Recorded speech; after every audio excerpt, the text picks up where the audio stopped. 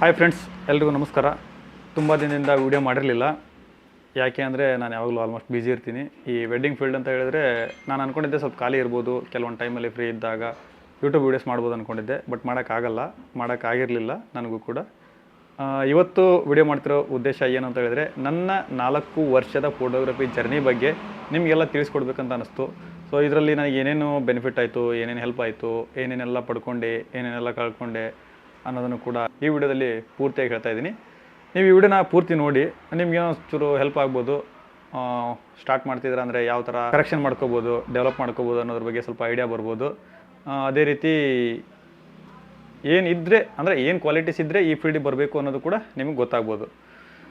Okay, ನನ್ನ first journey, ನಾನು first ತೊಗೊಂಡಿದ್ದು ಮಿನಿ 2 ಡ್ರೋನನ್ನು. ಮಿನಿ 2 ಡ್ರೋನ್ ತೊಗೊಂಡಿದ್ದು 60,000 ರೂಪಾಯಿಗೆ. ಹಿಂದೆ ವೀಡಿಯೋದಲ್ಲಿ ನಿಮಗೆ ಹೇಳಿದ್ದೆ ಅನಿಸುತ್ತೆ, ಕೆಲವರು ನೋಡಿರ್ತೀರಾ, ಕೆಲವರು ನೋಡಿರಲ್ಲ. 60,000 ರೂಪಾಯಿ ಕೊಟ್ಟು ಮಿನಿ 2 ಡ್ರೋನ್ ತೊಗೊಂಡಿದ್ದೆ. ನಾನು ಮಂತ್ಲಿ ಆ ಒಂದು ಡ್ರೋನಲ್ಲಿ ಸ್ಟಾರ್ಟಿಂಗ್ ಡೇಸಲ್ಲಿ ತಿಂಗಳಿಗೆ 30,000 to 40,000 ದುಡಿತಿದ್ದೆ. ಯಾಕಂದರೆ ಆ ಟೈಮಲ್ಲಿ ಇಲ್ಲಿ ಯಾವ ಡ್ರೋನ್ ಇರಲಿಲ್ಲ. ಆ ಒಂದು ಕಾರಣಕ್ಕೆ ಸ್ವಲ್ಪ ಇನ್ಕಮ್ ಜಾಸ್ತಿ ಇತ್ತು, ಜಾಸ್ತಿ ಕೆಲಸ ಮಾಡ್ತಿದ್ದೆ, ಜಾಸ್ತಿ ದುಡಿತಿದ್ದೆ.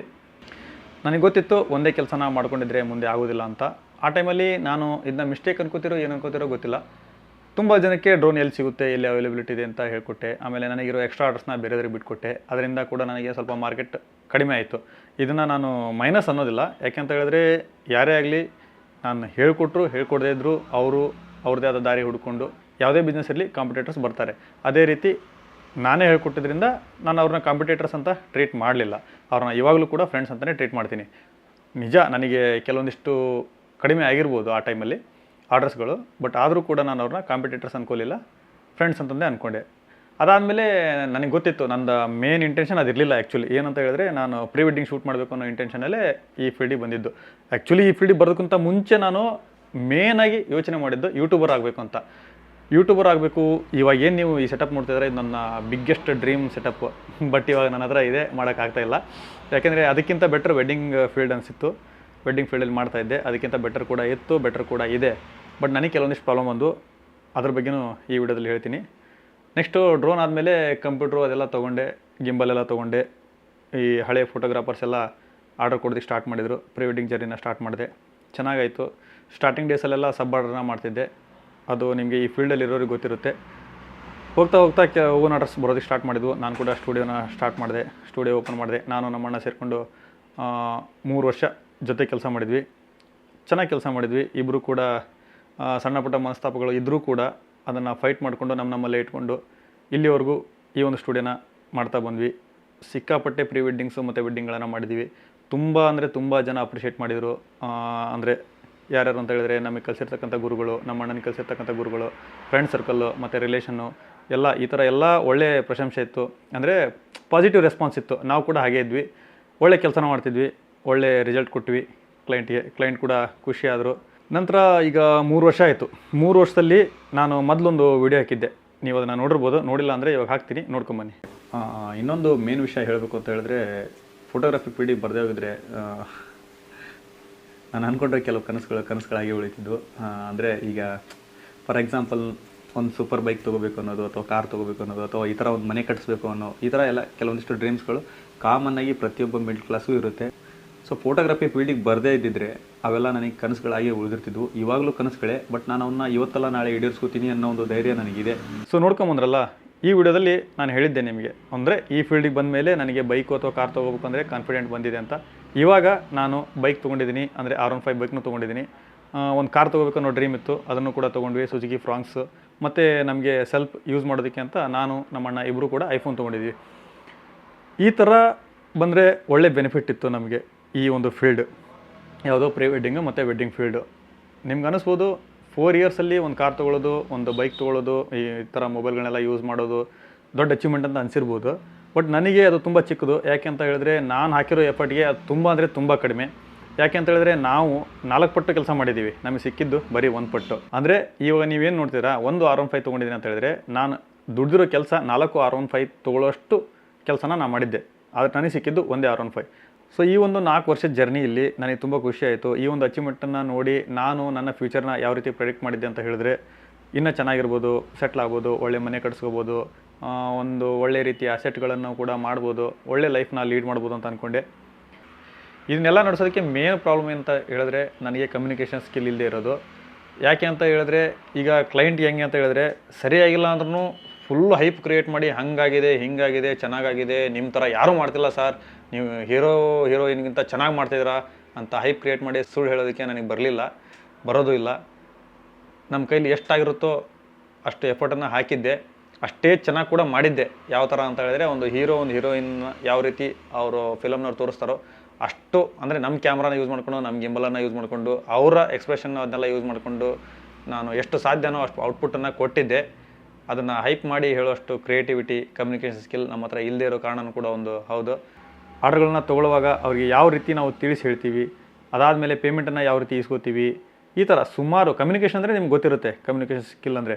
ಸೊ ಅದು ನನಗೂ ಇಲ್ಲ, ನಮ್ಮ ಅಣ್ಣನಿಗೂ ಇಲ್ಲ. ಯಾಕೆ ಅಂತ ಹೇಳಿದ್ರೆ ನಾವು ಲೋ ಕ್ಲಾಸಿಂದ ಬೆಳೆದು ಬಂದಿರೋದ್ರಿಂದ ನಾವು ಈಗ ಕ್ಲೈಂಟನ್ನು ನಮ್ಮ ಲೆವೆಲಲ್ಲೇ ಸ್ವಲ್ಪ ಟ್ರೀಟ್ ಮಾಡೋದಕ್ಕೆ ಸ್ಟಾರ್ಟ್ ಮಾಡ್ತಿದ್ವಿ. ಅವರೇನೋ ಒಂದು ಸ್ವಲ್ಪ ರಿಕ್ವೆಸ್ಟ್ ಮಾಡಿದ ತಕ್ಷಣ ತುಂಬ ಕಡಿಮೆ ರೇಟಿಗೆಲ್ಲ ಆರ್ಡರ್ ಮಾಡ್ತಿದ್ವಿ. ನಮಗೆ ಅದರಲ್ಲಿ ಸ್ಯಾಟಿಸ್ಫ್ಯಾಕ್ಷನ್ ಇತ್ತು, ಕಡಿಮೆ ರೇಟ್ ಅಂದ್ರೂ ಪ್ರಾಫಿಟ್ ಅಂತೂ ಇತ್ತು, ಇಲ್ಲ ಅಂತಲ್ಲ. ಬಟ್ ಆಮೇಲೆ ಏನಾಗ್ತಿತ್ತು ಅಂತ ಹೇಳಿದ್ರೆ ಶೂಟ್ ಮಾಡಿ ಎಡಿಟ್ ಮಾಡಿ ಎಲ್ಲ ಆಲ್ಬಮ್ ಎಲ್ಲ ಡೆಲಿವರಿ ಕೊಟ್ಟಾದಮೇಲೆ ಕ್ಲೈಂಟ್ಗಳು ಅವ್ರ ಆಟನ ಸ್ಟಾರ್ಟ್ ಮಾಡೋರು. ನಾವು ಏನೋ ಅಂದ್ಕೊಂಡು ಡೆಲಿವರಿ ಕೊಟ್ವಿ ಅಂದಮೇಲೆ ಅದಾದಮೇಲೆ ಅವರು ಪೇಮೆಂಟ್ ವಿಷಯದಲ್ಲಿ ಕಿರಿಕಿರಿ ಸ್ಟಾರ್ಟ್ ಮಾಡ್ರು. ಯಾವ ಥರ ಅಂತ ಹೇಳಿದ್ರೆ ಇದು ಹಾಗಾಗಬೇಕಿತ್ತು, ಇದು ಹೀಗಾಗಬೇಕಿತ್ತು, ನೀವು ಆ ಪ್ರೈಸ್ ಹೇಳಿರಲಿಲ್ಲ, ಈ ಪ್ರೈಸ್ ಹೇಳಿದ್ರಿ, ನೀವು ಇವಾಗ ಇಷ್ಟು ರೇಟ್ ಜಾಸ್ತಿ ಹೇಳ್ತಾ ಇದ್ದೀರಾ, ನಮಗೆ ಅಷ್ಟು ಕೊಡೋಕ್ಕಾಗಲ್ಲ, ಇಷ್ಟೇ ಕೊಡೋದು, ಈ ಥರ ಸುಮಾರು ಅದು. ಅಂದರೆ ಒಂದು ಎಕ್ಸಾಂಪಲ್ ಒಂದು 10 ವೆಡ್ಡಿಂಗ್ಸ್ ಮಾಡಿದ್ದೀವಿ ಅಂದರೆ ಅದರಲ್ಲಿ 8 ವೆಡ್ಡಿಂಗ್ಸ್ ಇದೇ ಥರ ಆದವು. ನಮ್ಮವರು ಅಂದ್ಕೊಂಡು ಅಥವಾ ನಮ್ಮ ಥರನೇ ಇರ್ತಾರೆ ಅಂದ್ಕೊಂಡು ನಾವೇನು ಪ್ರೈಸ್ ಕಡಿಮೆ ಮಾಡಿ ತುಂಬ ಕಡಿಮೆ ಪ್ರಾಫಿಟ್ ಇಟ್ಕೊಂಡು ಕೆಲಸನ ಮಾಡಿಕೊಟ್ಟಿದ್ದೀವಿ. R15 ತೊಗೊಂಡು ಕಾರ್ ತೊಗೊಂಡಿದ್ದ ತಕ್ಷಣವೇ ಹೈ ಪ್ರಾಫಿಟ್ ಇದೆ ಅನ್ಕೋಬೇಡಿ. ನಾನು ಅದರ 4 ಪಟ್ಟು ಕೆಲಸ ಮಾಡಿದ್ದೀನಿ. ಬಟ್ ಇವಾಗಲೂ ಅದರ ಲೋನ್ಗಳು ಕೂಡ ಇವೆ. ಅದನ್ನು ನಾನು ಲೋನಲ್ಲೇ ತೊಗೊಂಡಿದ್ದು, ಫುಲ್ ಕ್ಯಾಶ್ ಕಟ್ ತೊಗೊಂಡಿಲ್ಲ. ಈ ಫೀಲ್ಡಲ್ಲಿದ್ದರೆ ಕಟ್ಬೋದು ಅನ್ನೋ ನಂಬಿಕೆ ಮೇಲೆ ತೊಗೊಂಡಿದ್ದು. ಆಮೇಲೆ ಕ್ಲೈಂಟ್ಸ್ಗಳು ಈ ಥರ ಒಂದು ಸಮಸ್ಯೆನ ಸ್ಟಾರ್ಟ್ ಮಾಡಿದರು. ಆಮೇಲೆ ನಾನೇನು ಮಾಡ್ತಿದ್ದೆ ಅಂತ ಹೇಳಿದ್ರೆ ಕ್ಲೈಂಟ್ಸ್ಗೆ ಈಗ ಒಂದು ಪ್ರೈಸನ್ನ ಹೇಳಬೇಕು ಅಂತ ಹೇಳಿದ್ರೆ ಬೇರೆ ಫೋಟೋಗ್ರಾಫರ್ಸ್ಗೆ ಕಂಪೇರ್ ಮಾಡಿ ನಾನು ಪ್ರೈಸ್ ಹೇಳ್ತಿರ್ಲಿಲ್ಲ. ಈಗ ನಾನು ಮಾಡೋ ಕೆಲಸನೇ ಬೇರೆ ಫೋಟೋಗ್ರಾಫರ್ಸ್ಗೆ ಕಂಪೇರ್ ಮಾಡಿದ್ರೆ ನಾನು 60% ಅಮೌಂಟನ್ನು ತೊಗೊತೀನಿ. ಫಾರ್ ಎಕ್ಸಾಂಪಲ್ಗೆ ಒಂದು ಕೆಲಸಕ್ಕೆ ಬೇರೆ ಫೋಟೋಗ್ರಾಫರ್ಸ್ 100 ರೂಪಾಯಿ ತೊಗೋತಾರೆ ಅಂತ ಹೇಳಿದ್ರೆ ನಾನು 60 to 70 ರೂಪೀಸನ್ನು ಚಾರ್ಜ್ ಮಾಡ್ತಿದ್ದೆ, ಕಡಿಮೆ ಪ್ರಾಫಿಟ್ ಇಟ್ಕೊಂಡು. ಬಟ್ ಇದನ್ನು ಅವರು ತಿಳ್ಕೊಳ್ಳದೆ, ಅರ್ಥ ಮಾಡ್ಕೊಳ್ಳದೆ ಲಾಸ್ಟಿಗೆ ಪೇಮೆಂಟನ್ನು ಕ್ಲಿಯರ್ ಮಾಡೋ ಟೈಮಲ್ಲಿ 20 to 30% ಪೇಮೆಂಟನ್ನು ಕಟ್ ಮಾಡ್ತಿದ್ರು, ಕೊಡ್ತಿರ್ಲಿಲ್ಲ. ಅಥವಾ ಫೋನ್ ಹಚ್ಚಿದ್ರೆ ರಿಸೀವ್ ಮಾಡೋದಿಲ್ಲ, ಅಥವಾ ಆಲ್ಬಮ್ನೆಲ್ಲ ರೆಡಿ ಮಾಡಿಟ್ಟಾಗ ಒಯ್ಯೋದಿಲ್ಲ, ಈ ಥರ. ಆಮೇಲೆ ಕೆಲಸ ಎಷ್ಟೇ ಚೆನ್ನಾಗಾಗಿದ್ರು, ಎಷ್ಟೇ ಹಿಡಿಸಿದ್ರು ನಮ್ಮ ಹತ್ರ ಅದು ಕೆಲಸ ಚೆನ್ನಾಗಾಗಿದೆ, ಚೆನ್ನಾಗಿ ಮಾಡಿಕೊಟ್ಟಿದ್ದೀರಾ ಅಂತ ಹೇಳ್ತಿರ್ಲಿಲ್ಲ. ಇದೆಲ್ಲ ಸ್ವಲ್ಪ ಬೇಜಾರಾಗ್ತಿತ್ತು. ಆಮೇಲೆ ಈಗ ಆಲ್ಬಮ್ ಡೆಲಿವರಿ ಕೊಡೋ ಟೈಮಲ್ಲಿ ಎಲ್ಲ ಕರೆಕ್ಟ್ ಇದ್ರೂ ಇದು ಆ ಥರ ಆಗಬೇಕಿತ್ತು, ಇದು ಈ ಥರ ಆಗಬೇಕಿತ್ತು ಅಂತ ಸುಮ್ಮನೆ ನೆಗೆಟಿವ್ ಏನಾದರೂ ಹೇಳಬೇಕು ಅಂತ ಹೇಳಿ ಏನಾದರೂ ಹೇಳೋರು. ನನಗೆ ಅದೆಲ್ಲ ಹಿಡಿಸ್ತಿರ್ಲಿಲ್ಲ. ಯಾಕಂದರೆ ನನಗೆ ಗೊತ್ತು ಮಾರ್ಕೆಟಲ್ಲಿ ಏನು ನಡೀತಾ ಇದೆ, ಬೇರೆಯವ್ರು ಯಾವ ರೀತಿ ರಿಸಲ್ಟನ್ನು ಕೊಡ್ತಾ ಇದ್ದಾರೆ ಎಲ್ಲ ಗೊತ್ತು. ನಾನು ಎಲ್ಲ ಕಡೆನೂ ಅಬ್ಸರ್ವ್ ಮಾಡ್ತಾ ಇರ್ತೀನಿ. ಅದನ್ನೆಲ್ಲ ನೋಡಿನೂ ಈ ಥರ ಕ್ಲೈಂಟ್ಸ್ ಈ ಥರ ಮಾತಾಡ್ತಾರಲ್ಲ ಅನ್ನೋ ಬೇಜಾರಿತ್ತು. ನನಗೆ ಇವಾಗಲೂ ಕೂಡ ಈ ಫೀಲ್ಡ್ ಮೇಲೆ ತುಂಬ ಹುಚ್ಚಿದೆ. ನನ್ನ ಕೆಲಸದ ಮೇಲೆ ನನಗೆ ತುಂಬ ಖುಷಿ ಇದೆ. ನನಗೆ ನಾನೇ ಅಪ್ರಿಷಿಯೇಟ್ ಮಾಡ್ಕೋಬಾರ್ದು, ಬಟ್ ಮಾಡ್ಕೋತೀನಿ. ನಾನು ತುಂಬ ಚೆನ್ನಾಗಿ ಕೆಲಸ ಮಾಡ್ತೀನಿ. ಬಟ್ ಅದಕ್ಕೆ ತಕ್ಕನಾಗಿ ರಿಟರ್ನ್ಸ್ ಬರ್ತಾ ಇಲ್ಲ ಜನರಿಂದ ಅಂತ ನನಗೆ ಸ್ವಲ್ಪ ಬೇಜಾರು ಕೂಡ ಇದೆ. ಇವಾಗಲೂ ನಾನು ಇನ್ವೆಸ್ಟ್ ಮಾಡ್ತಾ ಇದ್ದೀನಿ. ಜಸ್ಟ್ ಒಂದು ತಿಂಗಳಿಂದ ಈ ಒಂದು ಸಿಸ್ಟಮನ್ನು ಬಿಲ್ಡ್ ಮಾಡಿಸಿದೆ. ಈ ವರ್ಷದಿಂದ ನಮ್ಮ ಕ್ಲೈಂಟ್ಸ್ಗೆ ಯಾರೇ ಆರ್ಡರ್ ಮಾಡಲಿ 4K ಕ್ವಾಲಿಟಿನ ಕೊಡೋಣ ಅಂತೇಳಿ 4K ಸಿಸ್ಟಮನ್ನು ಬಿಲ್ಡ್ ಮಾಡಿಸಿದ್ದೀನಿ. ಈ ಒಂದು ಸಿಸ್ಟಮ್ಗೆ 1.5 ಲಕ್ಷ ಆಯಿತು. ಇವಾಗಲೂ ನನಗೆ ಇನ್ವೆಸ್ಟ್ ಮಾಡೋದಕ್ಕೆ ಇಷ್ಟನೇ ಇದೆ. ಇವಾಗಲೂ ನನಗೆ ಈ ಫೀಲ್ಡ್ ಬಿಟ್ಟು ಹೋಗಬೇಕು ಅಂತ ಆಸೆ ಏನು ಇರಲಿಲ್ಲ. ಬಟ್ ಸಮಯ ಸಂದರ್ಭಗಳು ಆ ಥರ ಮಾಡ್ತಾ ಇದ್ದಾವೆ. ಹೋದ ವರ್ಷ ಮಾಡಿರೋ ವೆಡ್ಡಿಂಗ್ಸ್ನ ಎಲ್ಲ ಆಲ್ಬಮ್ಗಳು ಇಲ್ಲೇ ಇದ್ದಾವೆ. ಕೆಲವೊಂದಿಷ್ಟು ಅವರಿಗೆ ಲೆಕ್ಕನ ಕಳಿಸಿದಾಗ ಇಷ್ಟಿಲ್ಲ ಇಷ್ಟಿದೆ ಅಂತ ಹೇಳ್ತಾರೆ. ಅಂದರೆ ಯಾವ ಥರ ಅಂತ ಹೇಳಿದ್ರೆ ಇವಾಗ ಫಾರ್ ಎಕ್ಸಾಂಪಲ್ 50 ರೂಪಾಯಿ ಇದೆ ಅಂತ ಹೇಳಿದ್ರೆ ಬ್ಯಾಲೆನ್ಸ್, ಅವ್ರು ಅಷ್ಟಾಗಲ್ಲ, 20 ರೂಪಾಯಿ ಇದೆ, 30 ರೂಪಾಯಿ ಇದೆ, ಅಷ್ಟೇ ನಾನು ಕೊಡೋದು, ಈ ಥರ ಎಲ್ಲ ಮಾತಾಡ್ತಿದ್ದಾರೆ. ಸೊ ನಂಗೆ ಅದೆಲ್ಲ ಸೀರಿಯಸ್ಲಿ ತುಂಬ ಅಂದರೆ ತುಂಬ ಹರ್ಟ್ ಆಗ್ತಿದೆ. ಯಾಕಂದರೆ ನಾನು ಈ ಏನೇ ಐಟಮ್ಸ್ ತೊಗೊಂಡ್ರೂ ಲೋನ್ ಮಾಡೇ ತೊಗೊಂಡಿದ್ದು. ನನ್ನ ಹತ್ರ 0 ಇನ್ವೆಸ್ಟ್ಮೆಂಟ್. ನಾನು ಎಲ್ಲ ಐಟಮ್ಸನ್ನು ಲೋನ್ ಮಾಡೇ ತೊಗೊಂಡಿದ್ದೆ. ಪ್ರತಿಯೊಂದಕ್ಕೂ ನಾನು ಇಂಟ್ರೆಸ್ಟ್ ಕಟ್ತೀನಿ. 29%ವರೆಗೂ ನಾನು ಇಂಟ್ರೆಸ್ಟ್ ಕಟ್ಟಿದ್ದೀನಿ. ಸೊ ನಾನು ಕಡಿಮೆ ಮಾರ್ಜಿನ್ ಇಟ್ಕೊಂಡಾಗಲೂ ಅವ್ರು ಈ ಥರ ಹೇಳಿದಾಗ, ಅದರಲ್ಲೂ ಬೇರೆ ಫೋಟೋಗ್ರಾಫರ್ಸಿಗೆ ಕಂಪೇರ್ ಮಾಡಿದ ಮೇಲೇ ನಾನು ನನ್ನ ಬಜೆಟ್ ಕಡಿಮೆ ಇದೆ ಅಂತ ಹೇಳ್ತಿರೋದು. ಬೇರೆ ಫೋಟೋಗ್ರಾಫರ್ಸ್ಗಿಂತನೂ ಜಾಸ್ತಿ ತೊಗೊಂಡಿದ್ದೀನಿ, ನನ್ನ ಕೆಲಸಕ್ಕೆ ತಕ್ಕ ನಾನು ತೊಗೊಂಡಿದ್ದೀನಿ ಅಂತ ಹೇಳ್ತಾ ಇಲ್ಲ. ಬೇರೆ ಫೋಟೋಗ್ರಾಫರ್ಸಿಗೆ ಕಂಪೇರ್ ಮಾಡಿನೂ ಕಡಿಮೆ ಪ್ರೈಸ್ ತೊಗೊಂಡು ಅವ್ರಿಗಿಂತ ಒಳ್ಳೆ ಕ್ವಾಲಿಟಿ ಕೊಟ್ಟು, ಒಳ್ಳೆ ಕ್ವಾಂಟಿಟಿನೂ ಕೊಟ್ಟು, ಕ್ವಾಂಟಿಟಿ ಅಂದರೆ ಎಕ್ಸ್ಟ್ರಾ. ಈ ಫಾರ್ ಎಕ್ಸಾಂಪಲ್ 30 ಫೋಟೋಸ್ ಕೊಡ್ತಾರೆ ಅಂತ ಹೇಳಿದ್ರೆ ನಾನು 100 ಫೋಟೋಸ್ ಕೊಡ್ತಿದ್ದೆ ಎಡಿಟೆಡ್. ಸೊ ಈ ಥರ ಕೊಟ್ಟ ಮೇಲೂ ಕೂಡ ಈ ಥರ ಕ್ಲೈಂಟ್ ಮಾಡಿದ್ದು ನನಗೆ ಸೀರಿಯಸ್ಲಿ ತುಂಬ ಅಂದರೆ ತುಂಬ ಬೇಜಾರು ಮಾಡಿದೆ. ಈ ಬಿಸ್ನೆಸ್ಸಲ್ಲಿ ನನಗೆ ಇಷ್ಟು ಬೇಜಾರಾಗಿದೆ ಅಂತ ಹೇಳಿದ್ರೆ ಅದನ್ನ ಆ್ಯಕ್ಚುಲಿ ಹೇಳ್ಕೊಳಕ್ಕಾಗಲ್ಲ, ಅಷ್ಟೊಂದು ಬೇಜಾರಾಗಿದೆ. ಮತ್ತು ನಾನು ಸ್ಟಾರ್ಟಿಂಗ್ ಡೇಸಲ್ಲಿ ಈಗ ಬಿಸ್ನೆಸ್ಸನ್ನು ಸ್ಟಾರ್ಟ್ ಮಾಡೋದಕ್ಕೆ PMEGP ಅಂತ ಒಂದು ಲೋನ್ ಇದೆ. ಆ ಲೋನನ್ನು ತೊಗೊಂಬರೋಕ್ಕೆ ಅಂತ ಬ್ಯಾಂಕಿಗೆ ಹೋದಾಗ ಬ್ಯಾಂಕ್ ಅವರು ಸೀದಾ ಹೇಳ್ಬಿಡೋರು. ನಾನು ಹೋಗಿ ಇನ್ನೂ ಕೇಳ್ತಿದ್ದಂಗೆ ಇಲ್ಲಪ್ಪ ನೀನು ಲೋನ್ ಕೊಡೋಕ್ಕಾಗಲ್ಲ, ಈ ಥರ ಎಲ್ಲ ಆಗಿದೆ. ಪ್ರೈವೇಟ್ ಬ್ಯಾಂಕಲ್ಲಿ ಜಾಸ್ತಿ ರೇಟ್ ಆಫ್ ಇಂಟ್ರೆಸ್ಟಲ್ಲಿ ಲೋನ್ ತೊಗೊಂಡು ಈ ಒಂದು ಬಿಸ್ನೆಸ್ಸನ್ನು ರನ್ ಮಾಡ್ತಾಯಿದ್ದೆ. ಬಿಸ್ನೆಸ್ ಸಕ್ಸಸ್ಫುಲ್ಲಿ ರನ್ ಆಗಿದೆ, ಅದ್ರ ಬಗ್ಗೆ ಏನು ನಾನು ಮಾತಾಡೋಂಗಿಲ್ಲ. ಆರ್ಡರ್ಸ್ ಎಲ್ಲ ಚೆನ್ನಾಗಿ ಬಂದಿವೆ. ಕೆಲವೊಂದಿಷ್ಟು ಕ್ಲೈಂಟ್ಸು ತುಂಬ ಚೆನ್ನಾಗಿ ರೆಸ್ಪಾನ್ಸ್ ಮಾಡಿದ್ದಾರೆ. ಕೆಲವೊಂದಿಷ್ಟು ಜನ ಕೇಳಿದಾಗೆಲ್ಲ ಅದೇನಿರುತ್ತೋ ಅದನ್ನೆಲ್ಲ ಕ್ಲಿಯರ್ ಮಾಡಿದ್ದಾರೆ. ಇನ್ನು ಕೆಲವೊಂದಿಷ್ಟು ಜನ ನನಗೆ ತುಂಬ ಬೇಜಾರು ಮಾಡಿದ್ದಾರೆ. ನಾನು ಕ್ಲೈಂಟ್ಸ್ಗೆ ಕೆಲವೊಂದು ಟೈಮಲ್ಲಿ ಕಾಂಪ್ಲಿಮೆಂಟ್ರಿ ಗಿಫ್ಟ್ ಕೊಡ್ತೀನಿ ಅಂತ ಹೇಳ್ತಿದ್ದೆ. ಕಾಂಪ್ಲಿಮೆಂಟ್ರಿ ಗಿಫ್ಟ್ ಕೊಟ್ಟಾಗ ಸ್ಯಾಟಿಸ್ಫ್ಯಾಕ್ಷನ್ ತೋರಿಸ್ತಿರಲಿಲ್ಲ. ನೀವು ಇಷ್ಟು ಕೊಡಬೇಕಿತ್ತು, ಇಷ್ಟೇ ಕೊಟ್ಟಿದ್ದೀರಾ, ಅಥವಾ ಇನ್ನೂ ಒಂದು ಯಾವ ರೀತಿ ಸಮಸ್ಯೆ ಮಾಡ್ತಿದ್ರು ಅಂತ ಹೇಳಿದ್ರೆ, for example traditional video order ಕೊಡೋರು. ನಾನು ಸ್ಟಾರ್ಟಿಂಗ್ ಡೇಸಲ್ಲೇ ಮೊದಲೇ ಹೇಳ್ತಿದ್ದೆ, ಟ್ರೆಡಿಷ್ನಲ್ ಈ ಥರ ಬರುತ್ತೆ, ಸಿನಿಮ್ಯಾಟಿಕ್ ಈ ಥರ ಬರುತ್ತೆ ಅಂತ ಹೇಳ್ತಿದ್ದೆ.